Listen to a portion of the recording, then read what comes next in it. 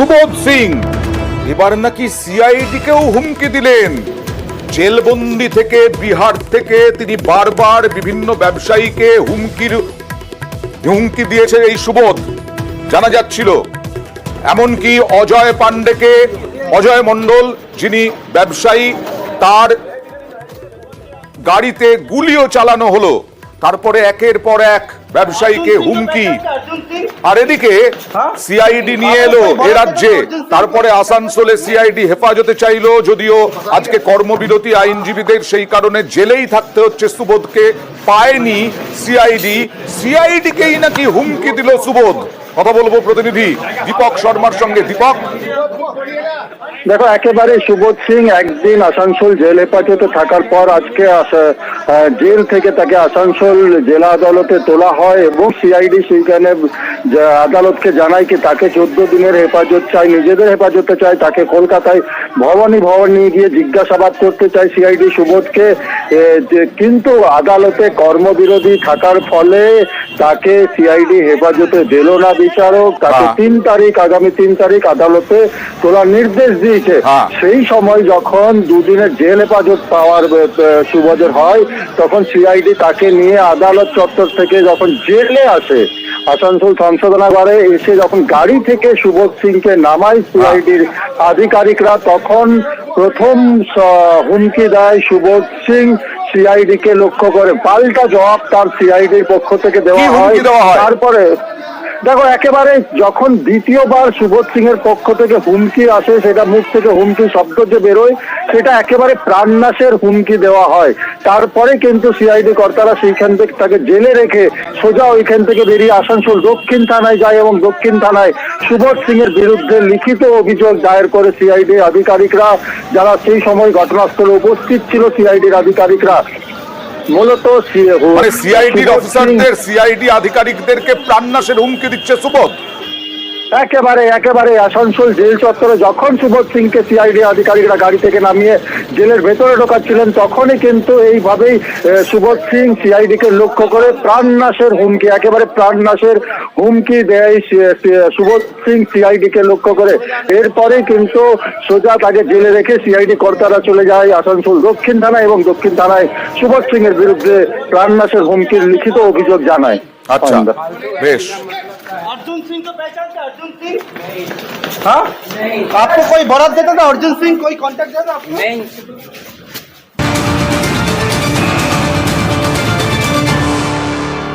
আর এবার চলে যাব বাঁকুড়ার সিমলাপাল স্বাস্থ্যকেন্দ্রে। সিমলাপাল স্বাস্থ্যকেন্দ্রে বিদ্যুৎ বিচ্ছিন্ন প্রতিবাদে হাসপাতালের গেটে তালা লাগিয়ে দেওয়া হলো। গরমে হাঁসফাঁস রোগীরা।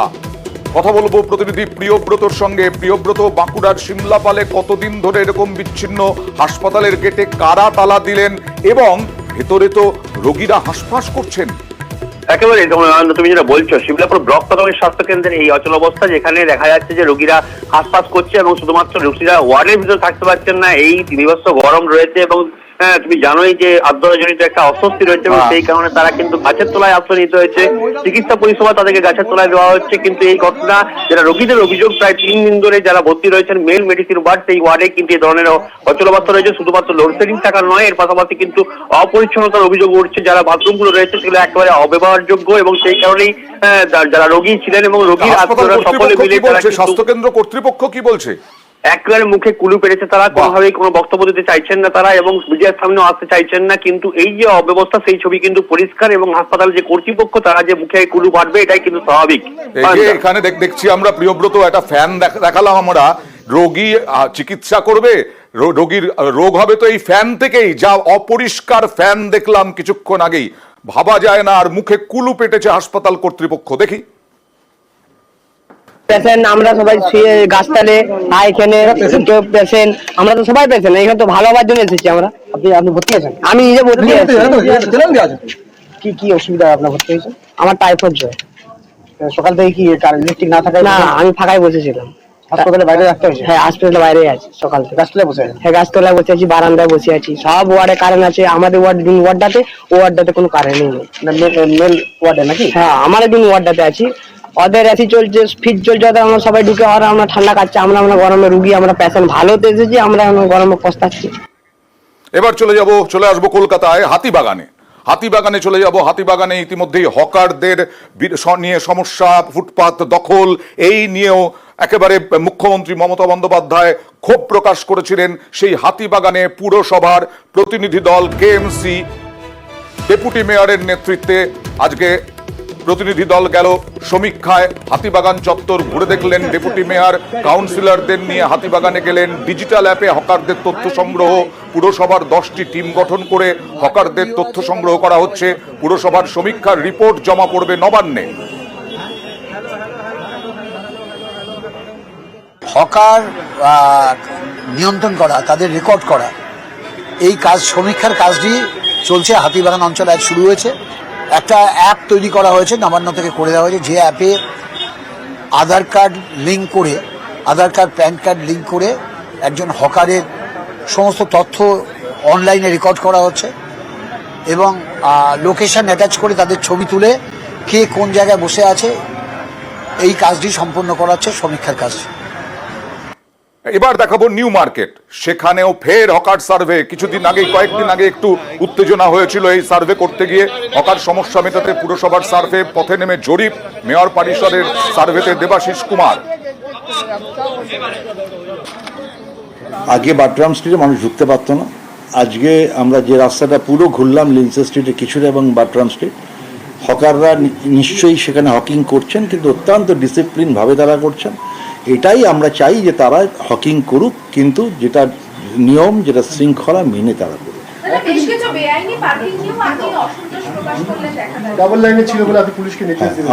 আমরাও বেআইনি পার্কিংও থাকবে না, বেআইনি পার্কিংও একটা সমস্যা তৈরি করে দিচ্ছে। যেখানে আমরা পুলিশকে দেখিয়ে এসেছি যে আমাদের পার্কিংয়ের ওখানে লাইন টানা আছে যে কোথায় গাড়ি থাকবে, আমি আশা করব পুলিশ সেটাকে অ্যাসিওর করে দেবে যে ওর বাইরে আর গাড়ি থাকবে। গড়িয়াহাট হাতিবাগানের পর নিউ মার্কেটেও হকার সার্ভে শুরু হলো। হকার পুনর্বাসনের দায়িত্বে থাকা কলকাতা পুরসভার দেবাশিস কুমার, মেয়র পরিষদ, তার নেতৃত্বে এই নিউ মার্কেট চত্বরে হকার সার্ভে শুরু হলো এবং দেবাশিস কুমার স্পষ্ট হকার নেতৃত্বকে জানিয়ে দিলেন যে কোনো ক্যারেজওয়ে অর্থাৎ পাকা রাস্তার উপর কোনো হকার বসবে না এবং 1/3 ফুটপাতের সেখানেই হকার বসতে পারবে। এবং এরপরে তিনি লিন্সে স্ট্রিট সহ অন্যান্য নিউ মার্কেট চত্বরে সেখানেও তিনি এইভাবে সার্ভে করবেন এবং দেখবেন আজ বেশ কয়েক জায়গায় ফুটপাতের উপর কনস্ট্রাকশন দেখে তিনি ক্ষোভ প্রকাশ করেন এবং ক্যারেজওয়েতে অর্থাৎ পাকা রাস্তায় যেখানে হকার বসে আছে সেগুলো দেখেও তিনি ক্ষোভ প্রকাশ করেন এবং ইমিডিয়েট সেগুলোকে সরিয়ে নিতে নির্দেশ দেন। ক্যামেরায় বিপুলের সঙ্গে বিশ্বজিৎ, নিউজ 18 বাংলা। বর্ধমান শহরেও এইভাবেই ফুটপাত জবরদখল সরানো হলো। আজকে পুরসভা গিয়েছিল, পুলিশ গিয়েছিল এবং সেখানে আর্থ মুভার দিয়ে যে স্ট্রাকচার বানিয়ে ফেলেছিলেন হকাররা, সেই স্ট্রাকচার ভাঙা হলো। দেখছেন সেই ছবি। জেলখানা মোড় থেকে শুরু উচ্ছেদ অভিযান, পুলিশকে সঙ্গে নিয়ে উচ্ছেদ অভিযানে পুরসভা, নোটিশ ছাড়া উচ্ছেদ অভিযানে ক্ষোভ হকারদের। একটু ক্ষোভটা দেখাবো। পূর্ব ঘোষণা অনুযায়ী উচ্ছেদ অভিযানের দাবি পুরসভার। দেখুন ক্ষুব্ধ হকাররা।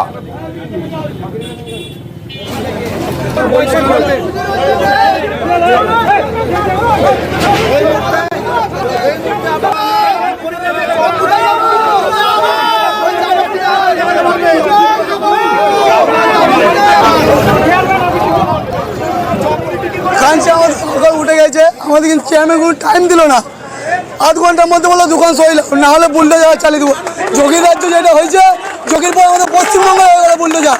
কোনো নোটিশ হয়নি, একদিন মাইকিং করেছে, তার মধ্যে আবার উঠে দিল। হকার উঠা বললে কিছু বলেনি, এখনো মাইকিং চলছে। ওই মাইকিংটা আপনারা শুনবেন, দেখবেন হকার কিছু বলছে না। আজকে আমাদের জেলখানা মোড় থেকে আমাদের পরিবাগান অব্দি আমরা উচ্ছেদ অভিযান হলো, যেখানে বেআইনি দখল যেটা আছে সেটাকে এভিকশন করা হলো। পেয়ার নোটিশ দিয়ে করা হয়েছে। 3 দিন ধরে মিউনিসিপ্যালিটি মাইকিং করেছে। আজকে পুলিশ, অ্যাডমিনিস্ট্রেশন এবং মিউনিসিপ্যালিটির যৌথ উদ্যোগে আজকে আমাদের পুরোটাই দখলমুক্ত করা হলো। এটা মিউনিসিপ্যালিটির এভিকশন প্রোগ্রাম, ঠিক আছে। ওরা কীভাবে কানেকশন হয়েছে জানি না, ঠিক আছে, কিন্তু এটা সরকারি জায়গা, মিউনিসিপ্যালিটি কোনো পারমিশন নেই। বেআইনি দখল হিসেবে ঠিক করা হয়েছে এবং ভালো হয়েছে। হকারদের কোনো পুনর্বাসনের ব্যবস্থা প্রশাসন এটা প্ল্যানিং করছে, আমরা সার্ভে করছি, এটা নিশ্চয়ই আমরা প্রশাসন বিবেচনা করব। এবার ইছামতি নদীর ছবি দেখাবো। ইছামতি নদীকে কি স্বাধীনভাবে বইতে দেওয়া হচ্ছে? আমরাই দেখিয়েছি ইছামতি নদীর ওপরে বেআইনি নির্মাণ, রিসর্ট, এমনকি বেআইনি বাড়ি তৈরি হয়ে গেছে। আর এখন ইছামতি নদীতে পলি জমে বিপত্তি। ভাটার সময় হেঁটে পারাপার করতে হচ্ছে ইছামতি। নদী মজে যাওয়া বন্ধ, ফেরি পরিষেবা, নৌকো চলে না। পলির ওপর বাঁধে সাঁকো তৈরি করে পারাপার। হাসনাবাদের ইছামতি নদীর শুলকুনি এলাকার ঘটনা। অভিযোগ, বহুবার সাঁকো পার করতে গিয়ে ঘটেছে দুর্ঘটনা। অভিযোগ, সিপিআই এর আমলে ব্রিজের টাকা বরাদ্দ হলেও কাজ হয়নি। পাকা ব্রিজের দাবি স্থানীয়দের। নদী আছে, জোয়ার ভাটাও হয়, কিন্তু ভাটার সময় এইভাবে হেঁটে পারাপার করতে হয়। আমাদের খুব কষ্ট হচ্ছে, রোগী মানুষ হলে হাত ফেলে মরেও যাচ্ছে মাঝে মাঝে, বুঝেছো? পার করতে গিয়ে যখন সার বাটা হয় একটা খুব বিপদ হলো, তখন আমরা যখন জোয়ার হয় তখন আমরা তো পার হতে পারছি না। ব্রিজ স্যাংশন হয়েছিল একবার, সেই ব্রিজ আমাদের করিনি, আমরা ব্রিজ চাইছি। আমরা বয়স্ক মানুষ, আমরা আসতে পারতেছি না, কি অবস্থা আমাদের কোমর পর্যন্ত কাদা। আমরা চাচ্ছি যে এখানে ব্রিজটা হোক। ছেলেবেলা আমাদের স্কুলে যাচ্ছে, একটু 5 বছরের মেয়ে সব, তারা কি করে যায় এসব রাস্তাঘাট পার হয়ে? নদী ভরাট হওয়ার জন্য পারাপারে বিঘ্ন হয়, যথাযথ মানুষের পার করার জন্য বিকল্প ব্যবস্থা করা হয়েছে এবং আগামী দিনে ওখানে ব্রিজে করবার ব্যাপারে মানে সরকার ঊর্ধ্বতন কর্তৃপক্ষকে মাননীয় মুখ্যমন্ত্রীকে জানানো হয়েছে। এর আগেই মৎস্যজীবী বন্ধু কার্ডের কথা ঘোষণা করেছিলেন মুখ্যমন্ত্রী। মহেশতলায় 70 জন মৎস্যজীবী পেলেন এই মৎস্যজীবী বন্ধু কার্ড। কথা বলবো প্রতিনিধি সমীর মণ্ডলের সঙ্গে। সমীর, এর ফলে এই 70 জন মৎস্যজীবী কি সুবিধে পাবেন? দেখো, যেটা বললে একদম ঠিক। 2011 সালে মুখ্যমন্ত্রী মমতা ব্যানার্জি আসার পরেই, আসার পরেই প্রথম এই কার্ড মৎস্যজীবীদের জন্য বন্ধু কার্ড প্রকল্পটা চালু করে এবং সুন্দরবন, দক্ষিণ চব্বিশ পরগনা বহু জায়গায় চালু করে। কিন্তু একমাত্র বজবজে এই মহেশতলা, যেটা এখানে এত যে মৎস্যজীবী আছে কেউ জানতো না। 34 নম্বর ওয়ার্ডের কাউন্সিলর গোপাল সাহা তখন ভোটের আগে সংসদ অভিষেক ব্যানার্জিকে বলে, সেই অভিষেক ব্যানার্জির উদ্যোগে কালকে কার্ডগুলো দেওয়া হলো। এই কার্ডে 5 লক্ষ টাকা পাওয়া যাবে এবং জাল কিনতে পারবেন। কার্ড যে পুলিশ জলে এবং ডাঙায় যে ধরে রাত্রিবেলায়, সেই কার্ড দেখালে পুলিশ আর ধরবে না এবং কোনো অসুবিধা হবে না। সেই কার্ড পেয়ে সংসদকে ধন্যবাদ জানিয়েছে এবং গোপাল সাহাকে ধন্যবাদ জানিয়েছে যে এই 70 জন যে কার্ড পেয়েছে, আরো কয়েকজন কার্ড পাবে বলে মনে হচ্ছে। এবং এই যে 70 জনের মধ্যে সবাই মৎস্যজীবী, কেউ মাছ বিক্রি করে, কেউ আবার জলে গঙ্গায় সমুদ্রে গঙ্গায় জাল দেয়। এই সবাইকে নিয়ে একটা অনুষ্ঠান হচ্ছে এবং এই অভিষেকের উদ্যোগে এবং এই গোপাল সাহার উদ্যোগে যে এই কার্ডগুলো দেওয়া আছে, এরা খুবই খুশি। এই কার্ডে লোন পাবে, এই কার্ডে জাল কিনতে পাবে, এই কার্ডে নানা রকম কার্ডের অসুবিধা হবে। কেউ যদি মারা যায়, কোনো দুর্ঘটনা ঘটে, এককালীন 5 লক্ষ টাকা পাবে বলে জানা গেছে। ধন্যবাদ।